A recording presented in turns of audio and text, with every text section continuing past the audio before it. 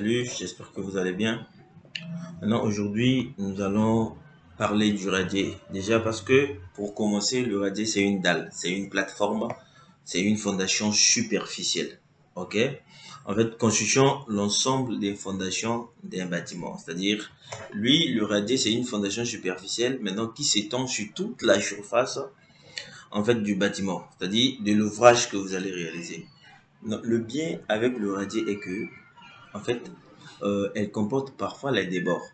Mais à quel moment mettre les débords? Si, par exemple, ici, s'il y a les mitoyens, il y a les mitoyens, les mitoyens, ça veut dire qu'il n'y aura pas les débords. Parce que tu ne vas pas mettre des débords chez des voisins. Donc, en fait, le radier se comporte comme toute autre fondation. Donc, voilà, le radier est là. En fait, il se comporte comme toute autre fondation, hein. C'est-à-dire le rôle de transmettre les charges du bâtiment sur la surface au sol. C'est ça son rôle. OK? Maintenant, quels sont les avantages de cette semelle unique? Parfois, c'est comme ça que je l'appelle, une semelle unique pour tout le bâtiment. Les avantages, c'est quoi? Tu sais, quand on fait des bâtiments, il y a un élément qu'on appelle par le tassement. Alors que quand on a le radier diminue, en fait, ne regardez pas le projet, le radier diminue, en fait, le risque de tassement. C'est-à-dire, il diminue, ok, le risque de tassement.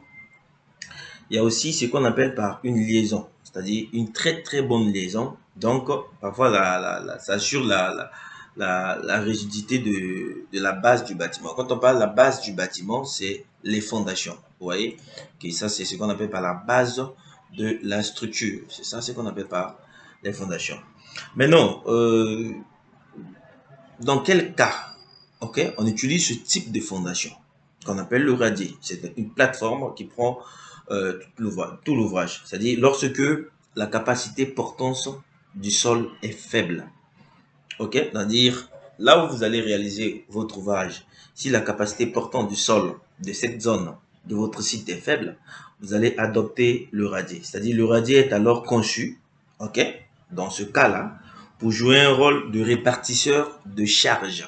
Ça, vous le savez mieux que moi. Ok? Maintenant, pendant les études, l'ingénieur structure doit vérifier le tassement. Maintenant, aussi, lorsque le sous-sol d'un bâtiment est inondable, c'est-à-dire vous êtes dans une zone marécageuse, ok, vous creusez ici la hauteur, ok, des fondations, vous vous retrouvez la nappe phréatique, vous retrouvez la nappe, c'est-à-dire il y a l'eau, H2O, la présence de l'eau dans cette zone. Ça aussi, il faudra penser à un radier général. Il y a aussi ce que moi j'appelle la DDC importante, c'est-à-dire la descente de charge importante. Par exemple, ça peut être euh, les IGH ou bien tout autre bâtiment de grande hauteur. OK? Maintenant, à quel moment, je vais vous dire, quels sont les critères de choix? Je vais vous dire pourquoi on choisit le radier. Pourquoi? C'est quoi les critères? Étant ingénieur, normalement, on doit connaître ça, les critères de choix. Je vais appeler ça le choix. OK? C'est simple. On a fait les fondations à l'école. On sait que le radier se justifie comment? Se justifie si la surface des semelles isolées ou des semelles continues, c'est-à-dire que ce soit des semelles filantes, que ce soit des semelles isolées, est très très importante. C'est-à-dire supérieure ou égale à 50%. OK? Quand c'est supérieur ou égal à 50% de l'emprise du bâtiment, alors on se dit le radier doit être justifié. Donc il faudra le radier. Maintenant, le sol, comme j'ai dit tout à l'heure, la capacité portante du sol, c'est-à-dire la contrainte est faible. On fait le radier, on fait appel au radier. Le sol peut être homogène et sa capacité portante est faible. Ça se fait. Il y a aussi les charges du bâtiment élevées que j'ai appelé tout à l'heure la DDC importante. Ça fait partie du critère de choix aussi. Euh, il y a les trames sont beaucoup plus serrés. Quand je dis les trames, c'est quoi? C'est les distances entre les poteaux. C'est-à-dire, on a un poteau ici, on a un poteau ici. Les trames là sont beaucoup plus serrées. Du coup, il y aura des semelles qui vont se chevaucher. Ok, ça aussi, ça fait partie des critères de choix pour adopter un radier général. Il y a aussi une profondeur à atteindre pour fonder un sol résistant. Ça aussi, c'est important. Ok, mais il est difficile de réaliser les pieux parce que les pieux coûtent normalement cher.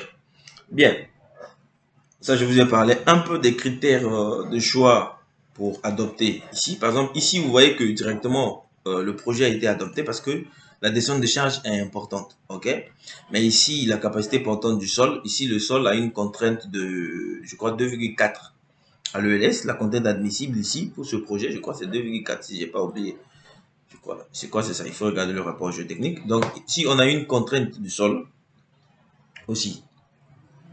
Maintenant, comment fonctionne le radier? Ce sont les techniques qu'il faut forcément connaître pour pouvoir dimensionner très bien votre radier général. C'est-à-dire, je peux appeler ça le fonctionnement, c'est-à-dire un mode de fonctionnement du radier. Ok, j'appelle ça 2 par exemple. Premièrement, les actions mécaniques agissent sur le radier. Ça veut dire quoi? Ça veut dire que nous avons les actions descendantes, c'est-à-dire les actions descendantes.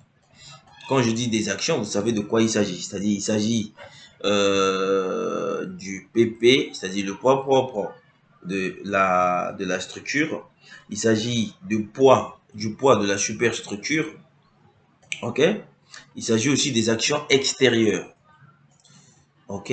Des actions extérieures transmises sur les murs et les poteaux. Ça peut être le vent, ça peut être la neige aussi. Maintenant, concernant le poids de la superstructure, c'est-à-dire la structure peut avoir de la maçonnerie, la structure peut avoir du carrelage, la structure peut avoir des enduits sous dalle, la structure peut avoir les mobiliers, et tout ça, ça fait partie des charges descendantes. Ok? Maintenant, les actions ascendantes. Maintenant, tout ce qui concerne les actions ascendantes, je vous explique. En fait, le radier, il est là. Ok? Je vais faire une coupe sur cette fondation qu'on appelle le radier. Je fais une coupe ici, je sais pas. Je vais à la vue, je vais à la vue, je vais à la vue. Voilà, le radier est là. Je vais diminuer cette partie. On va juste voir. Ici, je vais muter ça. Cette catégorie-là. Voilà. Tout à l'heure, j'ai parlé des actions descendantes, c'est au niveau des poteaux et autres, des voiles et autres. Maintenant, ici, c'est plutôt les actions ascendantes du sol, c'est-à-dire réparties sur toute la surface, c'est-à-dire la réaction du sol sur le radier. Je vous explique ça. Ça, c'est, je vous ai montré, mais je vous fais un dessin mécanique. C'est-à-dire, on a un radier qui est là, tac, ok. On a un poteau qui est là, on a un autre poteau oh, qui est là, ok. On a un autre poteau qui est là. Très bien. Maintenant, ici, au milieu, ici, on a des charges descendantes. Ok? Des charges descendantes. Et ici, en bleu, ce sont des charges ascendantes. La réaction du sol. Vous voyez? Maintenant, par rapport aux hypothèses, je dois regarder ici, pour ne pas que ça dépasse les minutes. Par rapport aux hypothèses, la répartition des pressions du sol est uniforme. Ça, vous le savez. Maintenant, pour dimensionner le radier, c'est-à-dire il faut une forte épaisseur du béton, ça vous le savez, vraiment une forte densité des armatures, si possible des poteaux aussi, voilà. Et essayer un peu de créer euh, les espacements un peu beaucoup plus importants par rapport au placement des poteaux. Ok. Maintenant, par rapport aux principes généraux de construction, je vais vous faire, par exemple, ici, par exemple, si c'est un radier, le poteau par exemple c'est P1, je vais dire ici le poteau c'est P2 et ici le poteau c'est P3. Ok. Maintenant si P1 prend une charge de 600 kg, P2 prend une charge de 1000 kg, je prends un exemple là, et P3 prend une charge de 800 kg.